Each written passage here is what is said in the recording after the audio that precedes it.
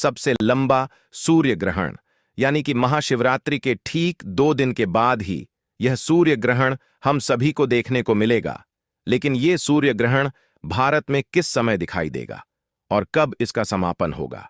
सूतक काल कब से कब तक मान्य रहेगा?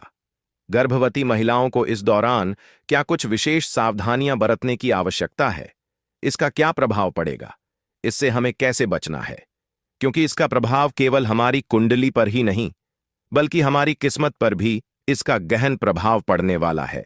तो ऐसे में आज की इस वीडियो में संपूर्ण जानकारी आप सभी को बताऊंगा कि इस सूर्य ग्रहण के दौरान गर्भवती महिलाओं को ऐसा क्या कुछ विशेष करना होगा जिससे कि उनके होने वाले शिशु पर इस सूर्य ग्रहण का बिल्कुल भी प्रभाव ना पड़ पाए। क्योंकि जैसा कि मैंने आप सभी को बताया कि 15 दिन के अंतराल में 2 बड़े ग्रहण आप सभी को देखने को मिलने वाले हैं। संपूर्ण जानकारी आप सभी के साथ शेयर करने जा रही हूं। निवेदन करूंगा कि हर एक कार्य को साइड में रखकर 10 से 15 मिनट का समय निकालकर इस वीडियो को अंत तक जरूर देख लीजिए, क्योंकि यह एक अकेली वीडियो आपके साल 2026 के पूरे राशि को, आपके पूरे भविष्य को तय करने वाली है। तो देखिए, सबसे पहले तो मैं आप सभी को बता दूं कि साल 2026 में कुल 4 ग्रहण लगेंगे, जिसमें कि 2 सूर्य ग्रहण और 2 चंद्र ग्रहण होंगे। पहला सूर्य ग्रहण 17 फरवरी 2026 को लगेगा और जो दूसरा सूर्य ग्रहण है वह 12 अगस्त 2026 को लगेगा। और बात करें यदि चंद्र ग्रहण की, तो साल 2026 का पहला चंद्र ग्रहण 3 मार्च 2026 यानी कि होली के दिन लगेगा और यह एक पूर्ण चंद्र ग्रहण होगा, जिसे कि ब्लड मून भी कहा जाता है। वहीं दूसरा चंद्र ग्रहण 28 अगस्त 2026 को लगेगा। देखा जाए तो 15 दिन के अंतराल में हमें इस साल 2 ग्रहण मिलेंगे, यानी कि 17 फरवरी को लगेगा सूर्य ग्रहण। उसके ठीक 15 दिन के बाद 3 मार्च को हमें चंद्र ग्रहण देखने को मिलेगा और इसी प्रकार से अगस्त के महीने में भी 2 बड़े ग्रहण देखने को मिलेंगे, 12 अगस्त को और इसके ठीक 15 दिन के बाद में 28 अगस्त 2026 को भी चंद्र ग्रहण देखने को मिलेगा। तो चलिए अब जान लेते हैं साल 2026 के पहले सूर्य ग्रहण से जुड़ी हुई संपूर्ण जानकारी। इस वीडियो में मैं आपको न केवल ग्रहण का सही समय बताऊंगा, बल्कि इस ग्रहण काल के दौरान आप सभी को क्या करना है, क्या नहीं करना है। साथ ही गर्भवती महिलाओं को क्या कुछ सावधानियां बरतनी है, क्या कुछ विशेष उपाय करने हैं, यह भी बताऊंगा। साथ ही कुछ 5 ऐसी भाग्यशाली राशियां हैं जो आप सभी के लिए इन दोनों ग्रहण के बीच का जो अंतराल है, 15 दिन का जो समय है, किन राशियों पर इनका बेहद अच्छा प्रभाव देखने को मिलेगा और कौन सी वो राशियां हैं जिनका दिवालिया निकलने वाला है। संपूर्ण जानकारी आज की इस वीडियो में आप सभी के साथ शेयर करूंगा। सबसे पहले तो निवेदन है आपसे कि वीडियो को लाइक करके चैनल द वास्तुशास्त्र को सब्सक्राइब करके पास वाले बेल आइकन को जरूर प्रेस कर दीजिएगा, क्योंकि इस चैनल पर आपकी निजी जीवन से जुड़ी समस्याओं के समाधान के साथ साथ ही तीज त्योहारों से जुड़ी हुई संपूर्ण पूजा विधियां, शुभ मुहूर्त और उपाय, जड़ी बूटियों से जुड़ी हुई शारीरिक समस्याओं से जुड़े हुए उपाय भी आप सभी के साथ लेकर हर रोज मैं आती हूं। तो वीडियो को लाइक करके चैनल को सब्सक्राइब कीजिएगा और इस वीडियो को ज्यादा से ज्यादा अपने पड़ोसी और रिश्तेदारों के साथ शेयर करना भी बिल्कुल भी मत भूलिएगा। तो देखिए, ज्योतिष शास्त्र के अनुसार सूर्य ग्रहण को बड़ी ही अशुभ घटना के रूप में देखा जाता है, क्योंकि सूर्य ग्रहण के दौरान सूर्य पीड़ित अवस्था में होते हैं और अशुभ फल प्रदान करते हैं, क्योंकि इस दौरान सूर्य की शक्ति बिल्कुल ही क्षीण हो जाती है। इस समय वे कष्ट में होते हैं और इस दौरान हमें कोई भी शुभ फल की प्राप्ति भी नहीं होती है। इस समय हमें बिल्कुल भी शुभ कार्यों को करने की मनाही होती है। खास तौर पर कोई भी शुभ कार्य सूर्य ग्रहण के दौरान हमें नहीं करना चाहिए। सूर्य ग्रहण तब लगता है जब चंद्रमा पृथ्वी और सूर्य के बीच से गुजरती है और पृथ्वी पर अपनी छाया डालती है, जिससे सूर्य की रोशनी पूरी तरह या फिर आंशिक रूप से बाधित हो जाती है। ये घटना केवल अमावस्या तिथि के दिन ही होती है और जब चंद्रमा सूर्य के कुछ हिस्से को ढकता है तो इसे आंशिक सूर्य ग्रहण कहा जाता है। और जब चंद्रमा सूर्य को पूरी तरह से ढक लेता है, जिसे कि एक पूर्ण ग्रहण कहा जाता है या फिर पूर्ण सूर्य ग्रहण कहा जाता है, आप सभी को बता दूं कि साल 2026 का यह पहला सूर्य ग्रहण, जो कि 17 फरवरी दिन मंगलवार को लगने जा रहा है, यह एक वलयाकार सूर्य ग्रहण होगा। वलयाकार सूर्य ग्रहण में जब चंद्रमा पृथ्वी के काफी दूर रहते हुए भी पृथ्वी और सूर्य के बीच आ जाता है, अर्थात चंद्रमा सूर्य को इस प्रकार से ढकता है कि सूर्य का केवल मध्य भाग ही छाया क्षेत्र में आता है और पृथ्वी से देखने पर चंद्रमा द्वारा सूर्य पूरी तरह से ढका हुआ दिखाई नहीं देता, बल्कि सूर्य के बाहर का क्षेत्र प्रकाशित होने के कारण कंगन या फिर वलय यानी कि रिंग ऑफ फायर के रूप में चमकता हुआ दिखाई देता है। तो इसी को सूर्य ग्रहण का वलयाकार सूर्य ग्रहण कहा जाता है। तो देखिए, फाल्गुन मास के कृष्ण पक्ष की अमावस्या को लगने वाला साल का यह पहला सूर्य ग्रहण 17 फरवरी को कुल 4 घंटे की अवधि तक चलने वाला है। आपको बता दें कि 17 फरवरी को लगने वाला यह सूर्य ग्रहण काफी लंबा ग्रहण होगा, यानी कि लगभग 4 घंटे तक चलेगा।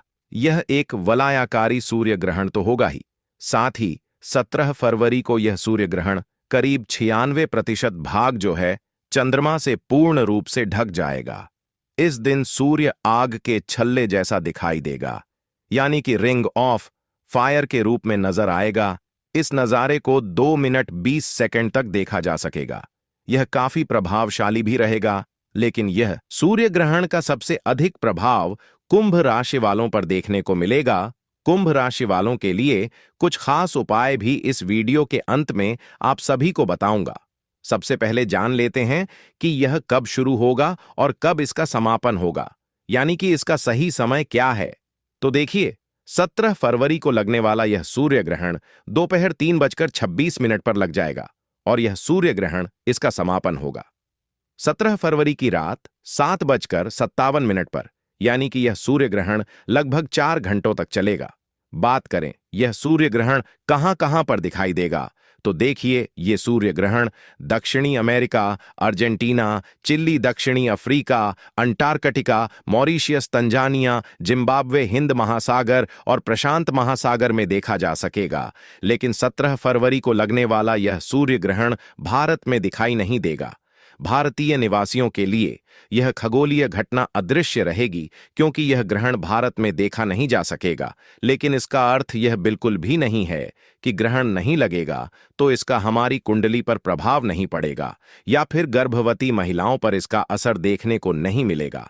जैसा कि मैंने आप सभी को बताया कि यह सूर्य ग्रहण कुंभ राशि में लगने जा रहा है और इसका हम सभी की 12 राशियों पर असर देखने को मिलेगा, क्योंकि साल 2026 के यह जो पहले 2 ग्रहण हैं 15 दिन के अंतराल में ही पड़ने जा रहे हैं।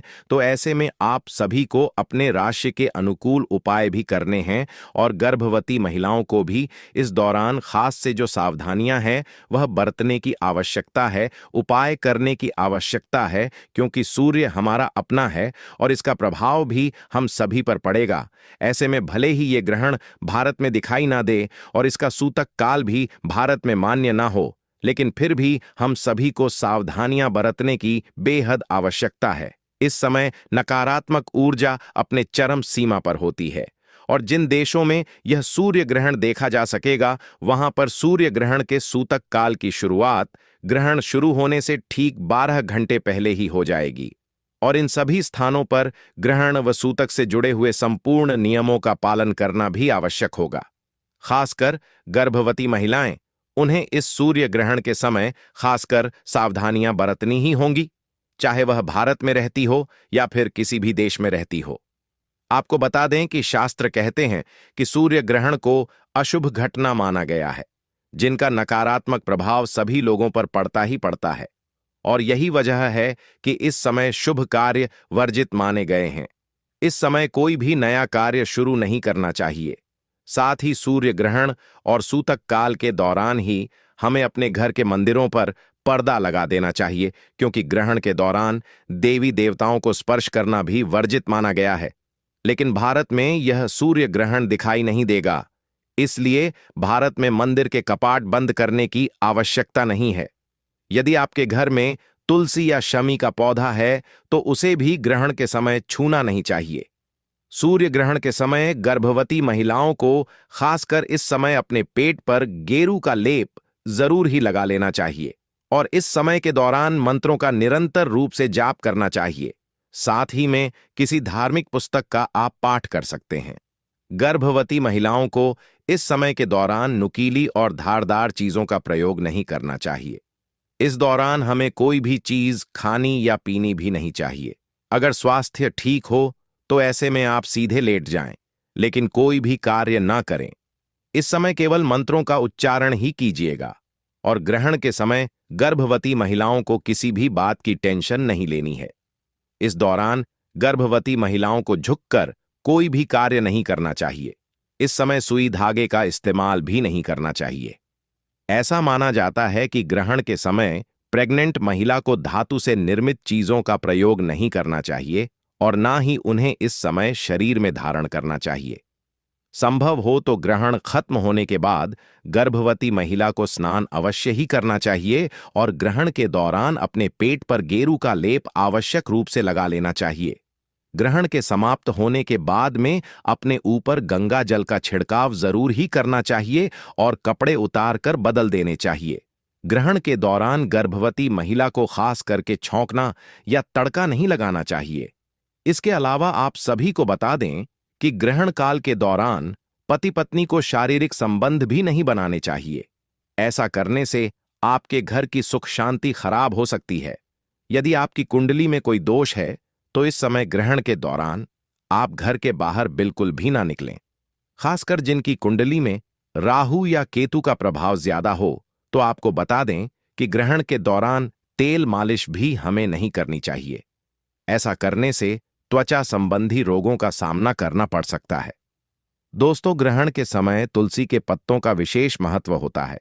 इस समय तुलसी के पत्तों को तोड़ना अशुभ माना जाता है, तो ऐसे में आप ग्रहण से पहले ही तुलसी के पत्तों को तोड़कर अपने भोजन और पानी में मिला लीजिएगा और खाने पीने की जो भी सामग्री है उनमें जरूर ही डाल दीजिएगा। और जो गर्भवती महिलाएं हैं उन्हें भी अपने पल्लू में तुलसी के पत्ते जरूर ही बांध लेने चाहिए और कोशिश करें कि ग्रहण में रखा हुआ खाना या पानी का प्रयोग ना करें, उसे बाहर फेंक दें। और अगर आप नहीं फेंक सकते हैं तो ऐसे में तुलसी दल डालकर या फिर कुशा डाला हुआ भोजन ही आपको ग्रहण करना चाहिए। ग्रहण समाप्त होने के तुरंत बाद ही आपको अपने घर की साफ सफाई अच्छे से कर लेनी चाहिए। नमक का पोछा लगाना चाहिए और पूरे घर में गंगा जल का छिड़काव जरूर ही करना चाहिए, क्योंकि इस समय जो तांत्रिक शक्तियां होती हैं वह अपने चरम पर होती हैं, बहुत ज्यादा हावी होती है। इस दौरान हमें किसी भी प्रकार की यात्रा से भी बचना चाहिए। अगर जरूरी ना हो तो परिवार के किसी भी सदस्य को घर से बाहर नहीं जाना चाहिए। इसके अलावा आप सभी को बताना चाहूंगा कि इस दौरान हमें कुछ खास बातों का जरूर ही ध्यान रखना चाहिए, क्योंकि सूर्य ग्रहण का नकारात्मक प्रभाव हम सभी लोगों के जीवन पर देखने को मिलता ही मिलता है। ध्यान रखें कि सूर्य ग्रहण के दौरान बालों में तेल नहीं लगाना चाहिए, भोजन नहीं करना चाहिए, पानी नहीं पीना चाहिए, सोना भी नहीं चाहिए, बाल बनवाना आदि अन्य प्रकार के कार्यों को बिल्कुल ही वर्जित माना गया है।